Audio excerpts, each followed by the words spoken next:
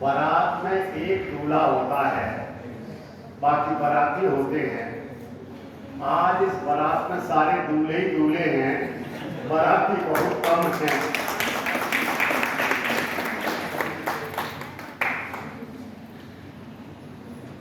मेरा पहला निवेदन तो विश्वविद्यालय वालों से है,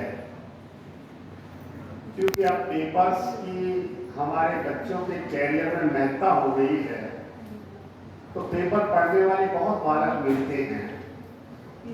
इसलिए उनसे ये कहा जाए कि वो अपना पेपर यहाँ सबमिट करें और एक पृष्ठ में अपना सारांश प्रस्तुत करें मंच पर आने के, क्योंकि अच्छा नहीं लगता वो बालक आते हैं, उनको समय नहीं मिलता।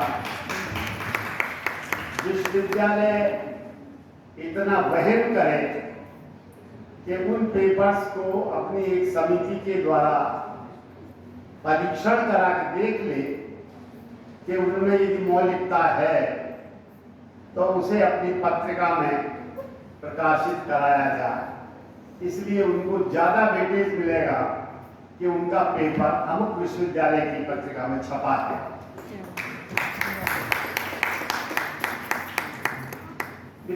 शोधार्थियों से भी अपेक्षा की जाती है कि वो कुछ नूतन लाने का प्रयास करें। शोध का अब आप प्रारंभ कर रहे हैं, पीएचडी हो जाएंगे।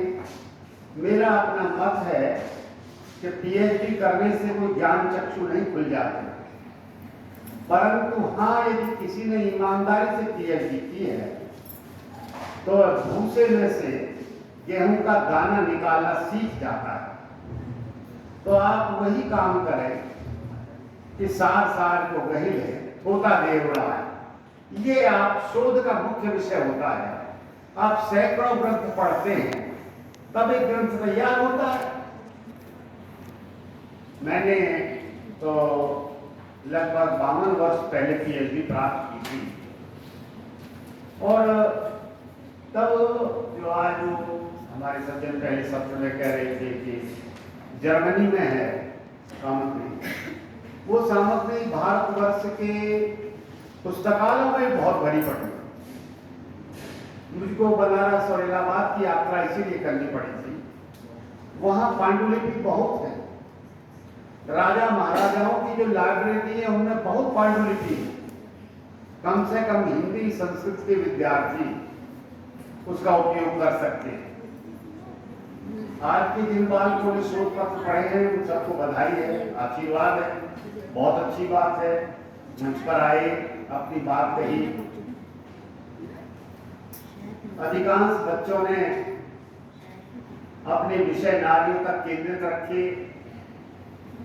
महिला विमर्श आज एक टॉपिक बन गया है। अरे भैया, आज तो पुरुष भी बहुत ज्यादा विमर्श के लायक हो गया है। जरा कभी कभी चर्चा कर लिया करो। अब तो पत्नी पीड़ित संघ बनने लगे हैं।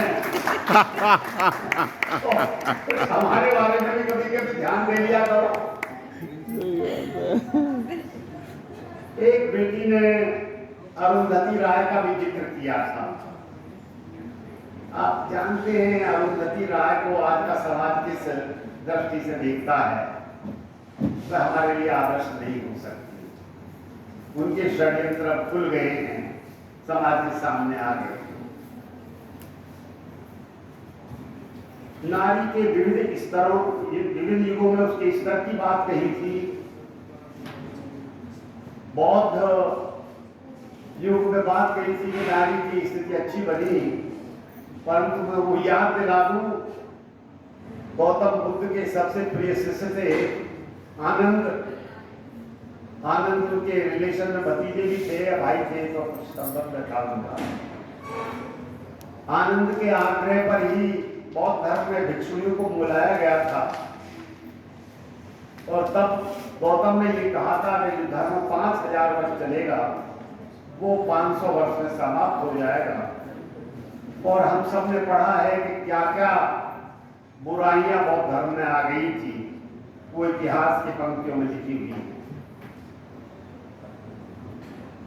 नारी की तुलनात्मक स्थिति पर और भी पेपर्स आए हैं। वस्तुतः भारत में जितनी नारी की अच्छी स्थिति है, शायद संसार में कहीं नहीं। हमारे यहां हम इनको देवी के रूप में मानते हैं।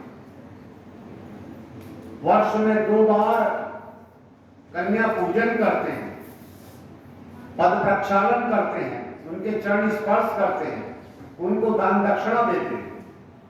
हमारे मुसलमान भाई, अभी ईद गई है, उस ईदी पर बहनों को ईदी देते हैं।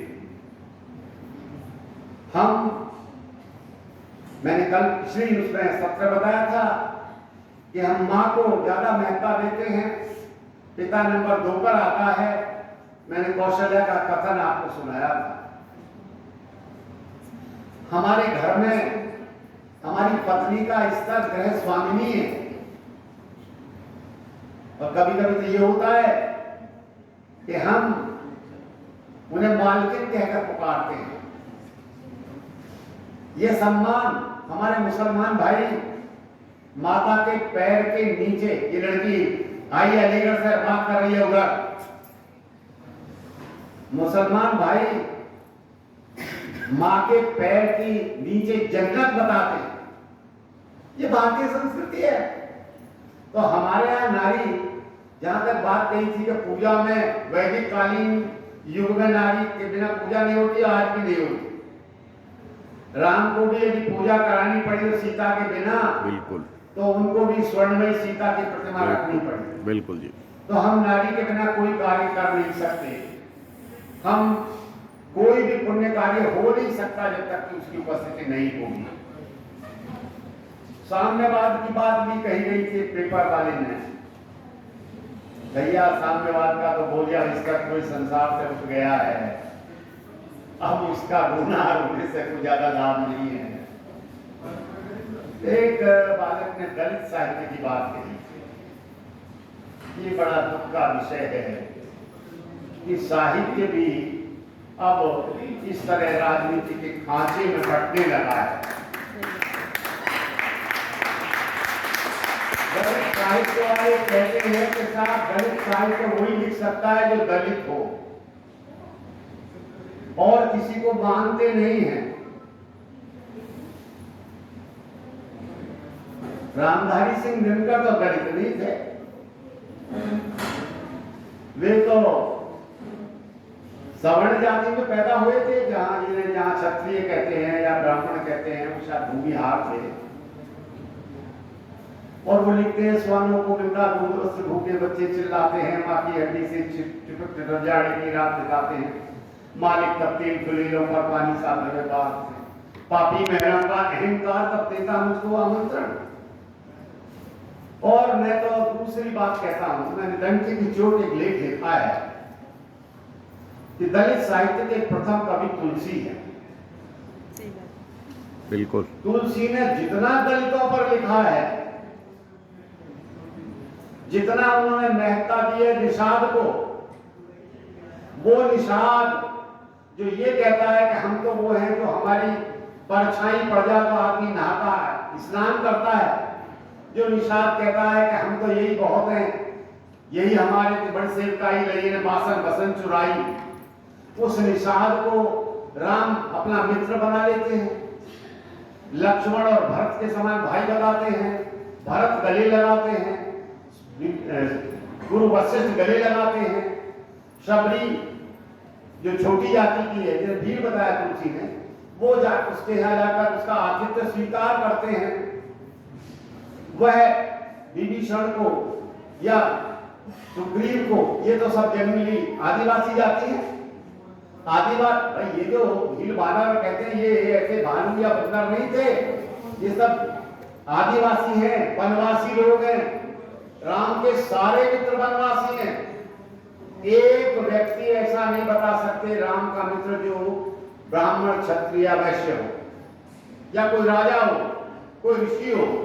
उनके सारे मित्र वही हैं जो वनवासी हैं, जो पिछड़े लोग हैं। तब तुलसी इन सबको महत्ता देते। आप कहेंगे तो राम कथा के पात्र से आ गए, राम कथा के पात्र और भी राम कथाएं लिखी है, उन्होंने तो लिखी है। तुलसी का मन था कि तुलसी स्वयं दलित रहे हैं। तुलसी तो बोल रहे हैं जिसको माँ बाप ने त्याग दिया था, जो ये कहता है कि मैं तो टूक मानकर खाता हूं और मस्जिद में सो जाता हूं, जिसे जाति की कोई परवाह नहीं है, धूत को रजपूत को जुल्हा को कोई, कहू की बेटी से बेटा न ब्याह, कहू की जात बिगाड़ा मैं सो। तो वह मांग के खा लो, मस्जिद को सोइबो, मस्जिद को कहते हैं, मांग के खाइबो और मस्जिद को सोइबो, लेने को एक ना देने को दो। अरे उससे ज्यादा और कोई दलित कौन होगा? तो पहले तो दलित वाले ये भ्रांति निकाल दें कि दलित साहित्य वही लिख सकते हैं। इनमें से अधिकांश जो दलित साहित्य वाले लोग हैं जो वातानुकूलित भवनों में बैठकर और झोपड़ियों की बात करते हैं, जिन्होंने झोपड़ी देखी तक नहीं, ये मानते नहीं है कि बात। आप देखिए कि मुख्य रूप से जो लोग अनुभूति करते हैं, जो लोग जिन्होंने कभी गांव की गरीबी नहीं देखी, जिसने कभी हरिजन की झोपड़ी में बैठकर नहीं देखा, वो काल्पनिक कथा लिख रहे हैं। वो ठीक वैसे ही हैं जैसे यहाँ मंच पर भाषण देने के लिए लोग गूगल से सामग्री लेकर आ जाते हैं।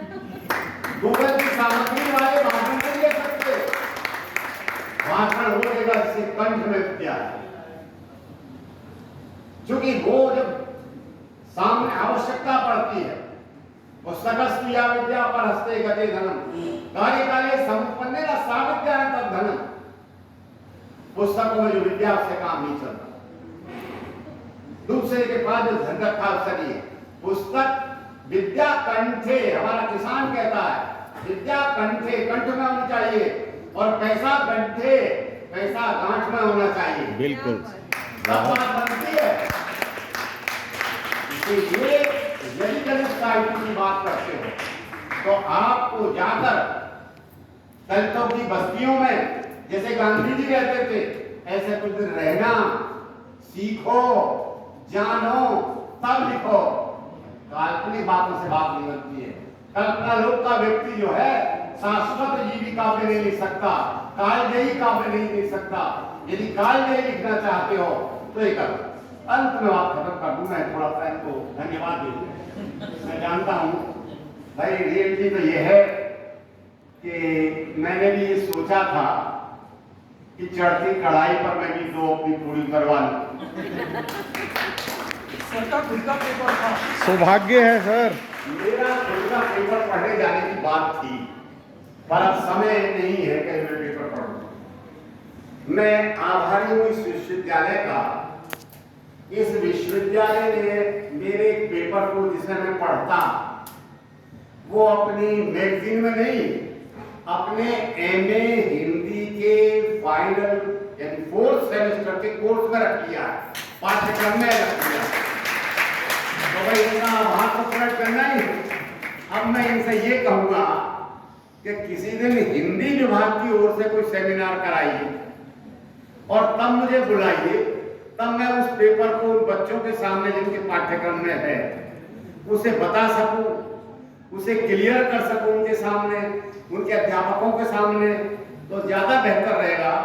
इन्हीं शब्दों के साथ मैं पुनः एक बार इनका धन्यवाद करता हूं, बहुत बहुत आभार प्रकट करता हूं, और अपने श्रोताओं की, कि मेरे श्रोताओं ने पहले सत्र में भी और दूसरे सत्र में भी मुझे बहुत ही तन्मयता से सुना है। इन सबके लिए मैं आभारी हूं। बहुत बहुत धन्यवाद।